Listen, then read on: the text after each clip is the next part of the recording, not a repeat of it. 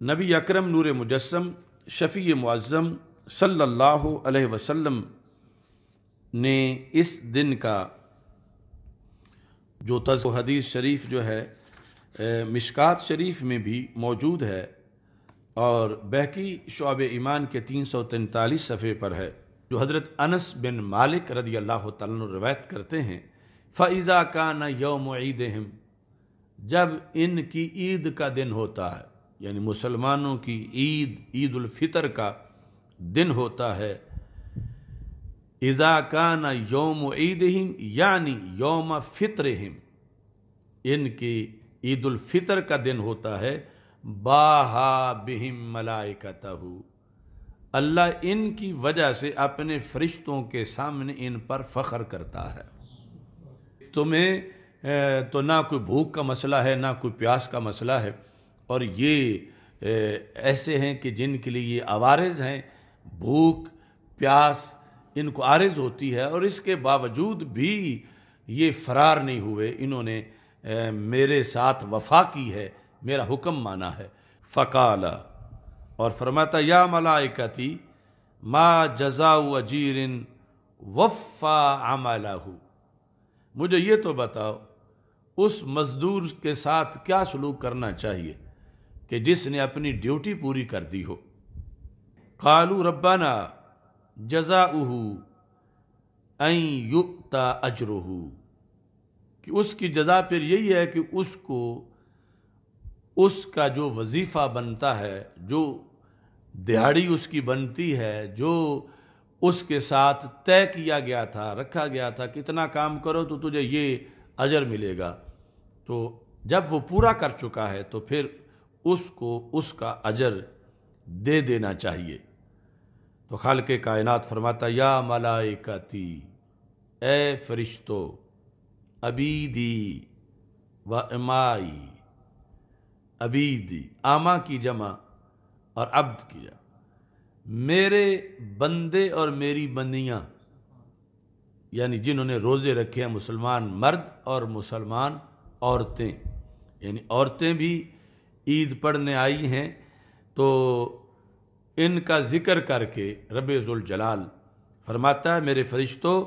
قضوا فریضتی علیہم، میں نے ان پر جو فرض کیا تھا انہوں نے وہ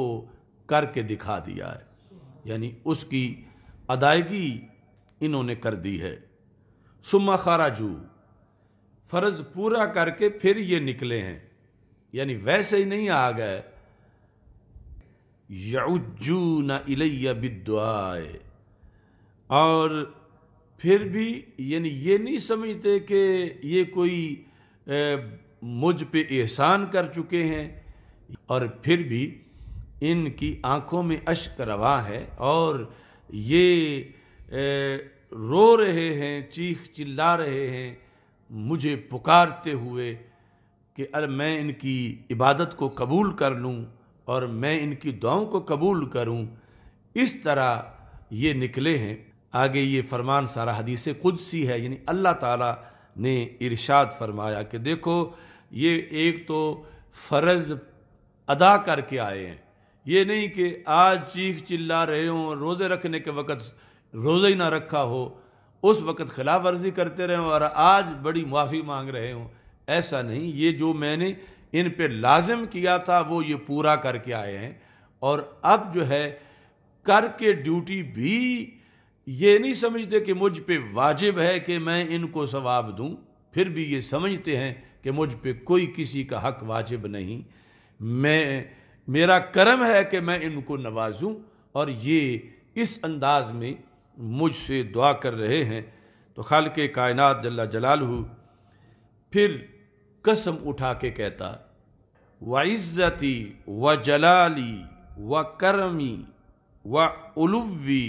وارتفاع مکانی لأجیبنہم، یعنی اب اللہ تعالیٰ نے 5 قسمیں اٹھا کے فرمایا کہ اللہ تعالیٰ فرماتا ہے فرشتوں گواہ ہو جاؤ، مجھے میری عزت کی قسم، مجھے میرے جلال کی قسم، مجھے میرے کرم کی قسم، مجھے میری بلند شان کی قسم، مجھے میری بلند صفات کی قسم، لَأُجِيبَنَّهُمْ،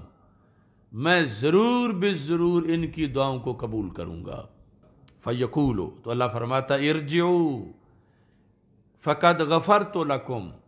اب واپس چلے جاؤ، میں نے تمہیں بخش دیا ہے۔ رجوع یہ ہوتا ہے جہاں سے کوئی آیا ادھر اس کو بھیجنا، کہ تم گھروں سے آئے ہو اب واپس تم چلے جاؤ، میں نے تجھے بخش دیا ہے۔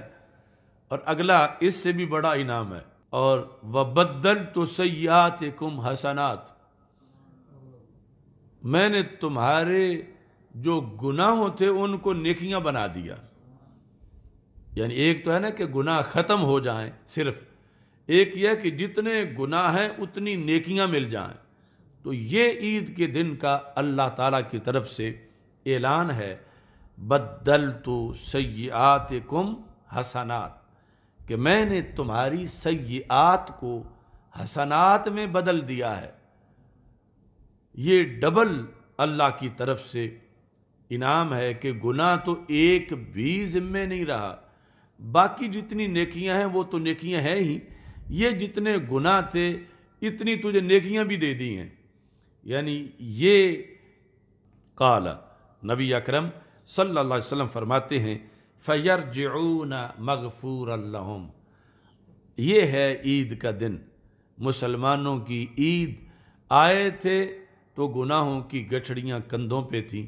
جا رہے ہیں تو کوئی ایک چھٹانک جتنا گناہ بھی نہیں ہے، سارے وہاں جھڑ گئے ہیں، سارے گناہوں کے داغ مٹ گئے ہیں، اور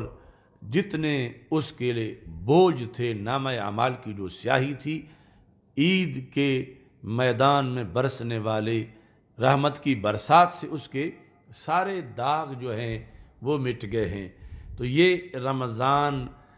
کا وہ فیض ہے کہ جس کے اختتام میں رب ذوالجلال نے عید کے یہ لمحات رکھے ہیں۔